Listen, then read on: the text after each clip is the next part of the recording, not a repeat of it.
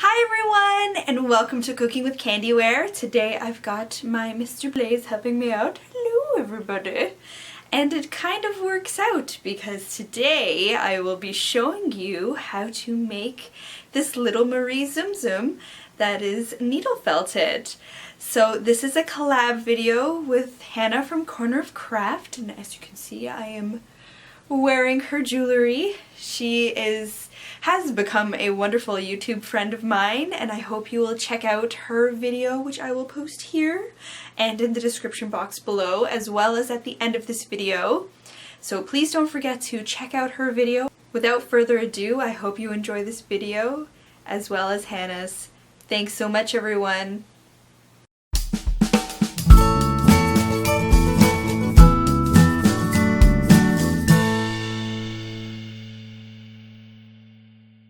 First we'll run through some of the things you'll need in the wool category.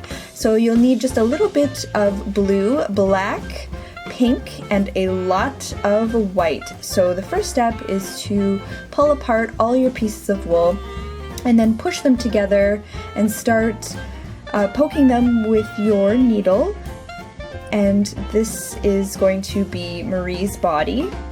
So we're going to try and make this as much of a ball as we possibly can. Even maybe a more elongated oval ball would be preferred. So I just sped this up. You're going to just keep doing this until you're happy with the size. So from there we'll be moving on to her tail.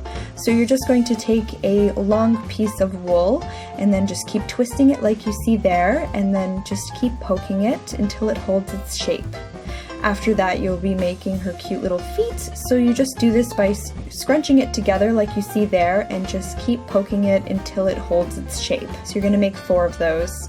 Now on to the ears. So I like to poke it into my sponge, and it's easier to try and make a triangle shape that way. And now I'm using some of the pink wool that I mixed with a little bit of white to make it more of a lighter pigment, and you're just going to poke that in the center,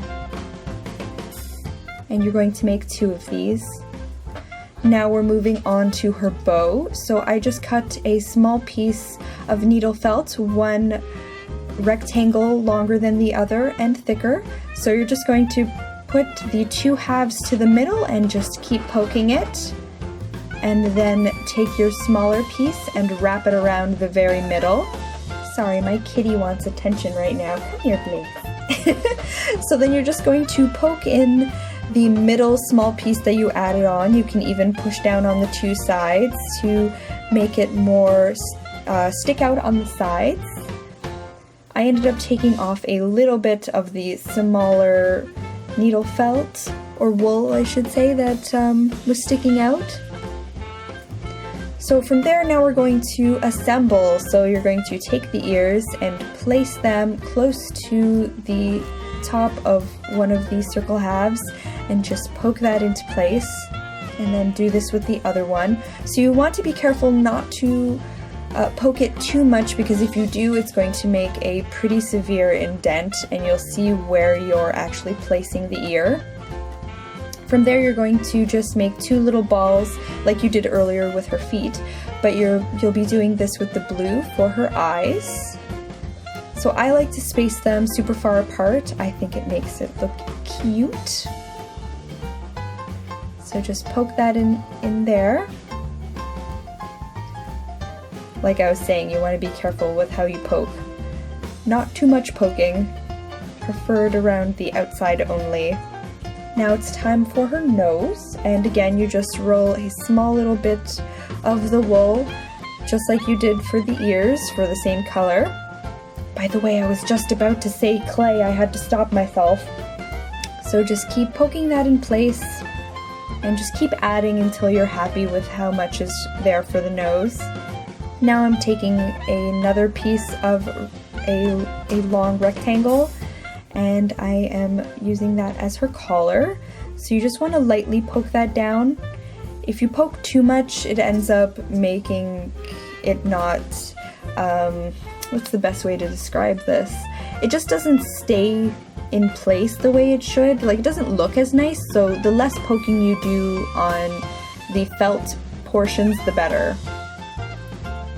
So now you're going to put her arms in place, so I'm putting this one right beside her collar, and then another one further back, her back leg, and you're just going to do this for the other two also. Now we're going to place on her tail. So you're just going to poke the very base of her tail in between her two legs there.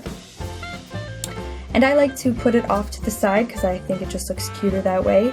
So now we're using a small snake of the black, just like we did earlier with the tail with the twisting and the poking. This is super thin, so be patient, it does take a while. So cut off the excess and place on her first whisker, and I'm using just a single needle for this, and you just push it in place and it'll kind of feed itself into the wool, that's fine. And then you want to poke just on the very end and then cut off the excess. Now I'll do this one more time to show you. So you poke it in only on the one half next to her nose, and then closer to her cheek is the second poke, and that's that. So you're going to do this 3 times on both sides of her face, and then just cut off the excess again. Now we'll be working on her hair tufts that stick out at the very top and the very bottom, or the very sides of her cheeks. So you're just going to, again, in the very center, twist and poke. Now you want to leave an excess of wispies on the end here, and then we'll trim them down later, so then you just cut it off. So that's pretty much what they'll look like when you're done. So the longer wispy, you're going to put that at the very top. And then the 2 smaller ones you're going to place on the sides of her cheeks. I like to hold it like that so the back is pointed away so that more of the cuteness is in front there with the tufts. And now again with the other side. Now I am getting her bow. I'm trimming off just the ends to round out the bow. And now you can take the bow and place it right in front of her hair tuft. And once you're happy with that, just trim off the excess like you're giving her a little bit of a haircut. And then on her cheeks also. And now you can clean up any little bits that you think need some cleaning up. And for a finishing touch, I am using my blush with a lipstick paintbrush and then just dabbing that on her cheeks. And there we have it, your very own Marie Tsum Tsum. Please don't forget to check out Hannah's video, and I'll leave it right here for everyone. I love to inspire crafters, and I believe everyone can express themselves through cute DIYs and crafts, so I hope you will stick around. Please don't forget to like, comment, and subscribe. And we're almost at 2,000 subscribers, guys. Help me get there. Thanks so much for your support. Bye!